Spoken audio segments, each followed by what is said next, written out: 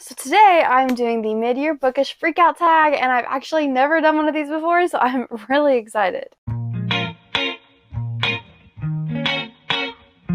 Today is the last day of June, and tomorrow is the first day of July, which means that we're halfway through the year, and I took some time this week to reflect on everything that I've read, and I think that the mid-year bookish freakout tag is a great way to kind of summarize that for you guys without going through every book I've read so far, although I might still do that. That sounds fun. Anyways, if you're new here, I like to do these things pretty quickly, so let's jump into it. The first question is, what is the best book that you've read so far in 2021? And I don't know if this is actually the best, like, objectively speaking, but we don't do objective here. Everything is subjective. And so I picked Leviathan Wakes by James S.A. Corey. I think this is my favorite book that I've read so far this year. I don't know if it's the best, but I had the best time reading it, and I have thought about it more than probably anything else I've read so far this year. Like I said, this may not be the best book that I've read so far this year, but it was the one that I had the most fun with and the one I thought about the most and gone back to over and over again in my mind, thinking about it, and just the twists and turns and how much fun I had with it. It was so good. Question number 2 is, what is the best sequel you've read so far in 2021? And that is Down Among the Sticks and Bones by Seanan McGuire. This is book 2 of the Wayward children's series, and I actually read this one first, but since it was technically written second, I'm going to call it a sequel. One of my favorite books that I've read this year so far. It was really short, really quick, set in this kind of dark and creepy world with like just a lot of good suspense and mystery and world building. I loved the world, and it's such a small book, so don't expect too much, but I did really enjoy the atmosphere that the book took me to and the ride that I went on with the two sisters, and you guys know I love a sister story. So yeah, Down Among the Sticks and Bones by Seanan McGuire, best sequel I've read so far this year. Question 3 is newest release that you haven't read yet, and I actually don't pay too much attention to new releases. That's probably my biggest flaw as a booktuber, but I'm going to go with Malibu Rising by Jenkins Reid because I read a book by her for the first time this year, and cried, laughed, sobbed, really felt like I connected with the characters. I'm going to talk about that more later, but Malibu Rising by her sounds pretty good, and I'd like to give more of her reading a shot, but for some reason, Seven Husbands of Evelyn Hugo hasn't really called to me all that much, so maybe I'll give Malibu Rising a try. I don't know. Question 4 is the most anticipated release for the rest of the year, and I, like I said, don't keep up very well with anticipated releases, so I don't really know an answer for that question. I will say Jeff Vandermeer is supposedly writing a 4th book to his Southern Reach trilogy, and so I don't know, I don't think that's coming out in 2021, but that is my most anticipated release, like, in the future that I know of. Question 5 is your biggest disappointment so far, and mine is definitely It by Stephen King. I am not big into horror. I am not big into especially like paranormal type of spooky stuff, and so I started reading this with my husband because I've been trying to get him more into reading this year, and he ended up quitting very early on, but I wanted to continue on because I didn't think it was going to be too scary for me and see just how I felt about it, and I was so disappointed. It is hyped up as one of the greatest horror books of all time, and I was disappointed with the amount of horror that was in it. I didn't think it was truly scary at all. I can't do scary. Like, I can't, and I read this entire book. It was on audio, but I read the entire book and was not scared, was perfectly fine the entire time. Regardless, I was really disturbed by the content, and some of the ways that King wrote about his characters, particularly his female characters, really bothered me, and I was surprised that I'd never heard much about this when people talk about it, and so I was just overall disappointed and frustrated. Question 6 is the biggest surprise, I guess, so far, and I have 2 answers for this. One is a physical book. Let me grab it. Daisy Jones and the Six by Jenkins Reid. I picked this up on a whim. I got the audiobook from Louis after I saw a TikTok about someone that was kind of describing the plot, because no one had ever described the plot to me before. They just talked about how great it was. So, if you haven't heard about the plot of Daisy Jones and the Six, it follows a band in the 70s and their kind of journey from their debut album and coming together and all the way to their journey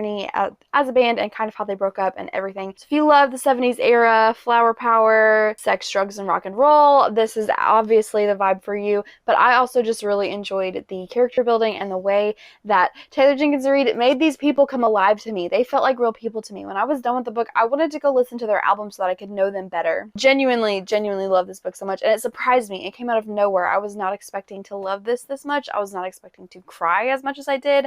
I was expecting none of it. The other honorable mention is just the Vampire Academy series as a whole. If you all remember the movie that was made, the adaptation that was made, it looked terrible. I never watched it, but it looked like just a cheesy awful movie. And so I just assumed that Vampire Academy would be the same, but it's actually not. It's a really in-depth story with a lot of world building behind it, and the characters are great. Our protagonist is not your standard insert yourself here YA protagonist. She actually has a real strong personality, and her interactions are great. I do have serious problems with like the overall romance of the series, but I won't get into that today.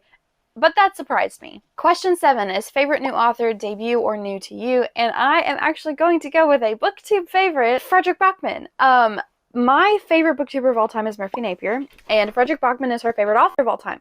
I have been intending to read something by him since I started watching her videos, and A Man Called Ove was actually my first, and I was pleasantly surprised, but also loved every minute of it. I loved the way Backman wrote and the way he told the story. This is honestly not a story that I would typically gravitate to. It is literary fiction focusing on a grumpy old man, and not anything that I would typically gravitate to, I am telling you, but I loved every moment of this, and I loved the way that Backman executed the story and the way that he brought me on this journey and introduced me to these characters. So I loved it, and I think he's the newest. I've read a lot of authors that I've read before this year. He's one of the few that I've read that was new to me, and I loved him very much. Question 8 is newest fictional crush, and I don't like that question, so I'm replacing it with most enjoyed genre so far this year, and that is sci-fi. I've read a lot of sci-fi, everything from Jeff Vandermeer to the Expanse series to The Shape of Water to Star Wars novelizations. Question 9 is newest favorite character, and I don't know if this one counts because I didn't love this character in the book, but I started watching the show adaptation of the series, and the adaptation version is not even that good or endearing, but I think the combination of the two has really made me fall in love with Bobby Draper from The Expanse. Bobby Draper is a Martian Marine from South Pacific Islander descent. She is a largely built woman who is beautiful but also incredibly intimidating, and I love the way that that creates these intense interactions with the men in her lives and how they don't know how to see her and how she uses that to her advantage. I also love the passion that she has for the terraforming project on Mars. I also love the way that she interacted with our main cast and crew, and I'm going to say that the show really influenced my enjoyment of Bobby because the way that they painted her character was someone who was very incredibly loyal to the people that were loyal to her, and she has a lot of conflict with her role and her loyalty to Mars, but also the way the Martian government and Navy have treated her and the people around her. She has a very unique and interesting kind of confrontation with that aspect of her life, and it's just been really enjoyable for me to watch, and I think she's my new favorite character. Question 10 is a book that made you cry, and I am going with A Man Called Ove by Frederick Backman.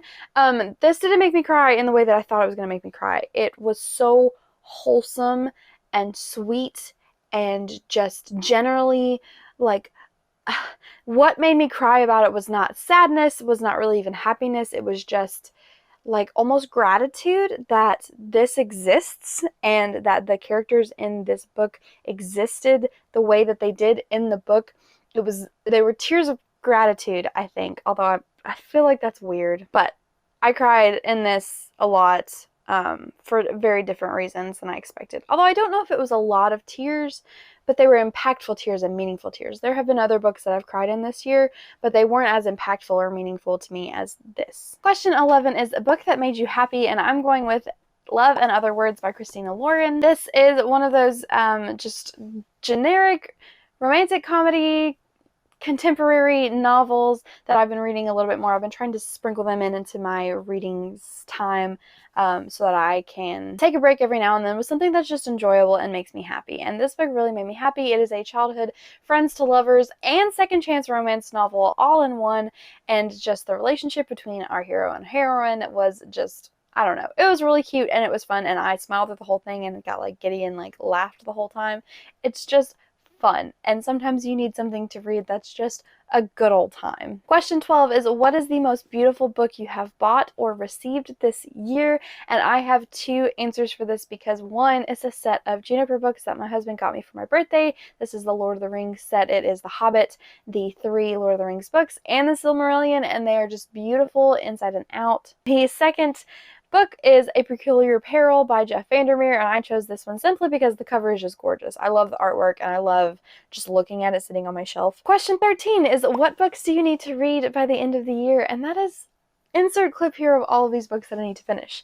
I have tried very hard over the last 2 years to only buy a couple books at a time so that I can read them before I buy more, because I am trying to avoid having just a stack and stack of books that I've never read before. I don't want to own a lot of books that I've not read before. However, like I said, my husband kind of ruined that by taking me on a book shopping spree for my birthday where I purchased 25 books, and I've actually made a good dent, I would say, into these books, but this here is the remainder of those 25 books, and I need to read them before the end of the year so that I can actually buy books again. I don't really want to buy a lot more books until I can get through a lot of these, because like I said, trying to keep that unread book list down. That is all the questions for the mid-year bookish freakout tag. I hope you've enjoyed watching with me and learning about my year, since I've not been doing a good job of updating here on the channel.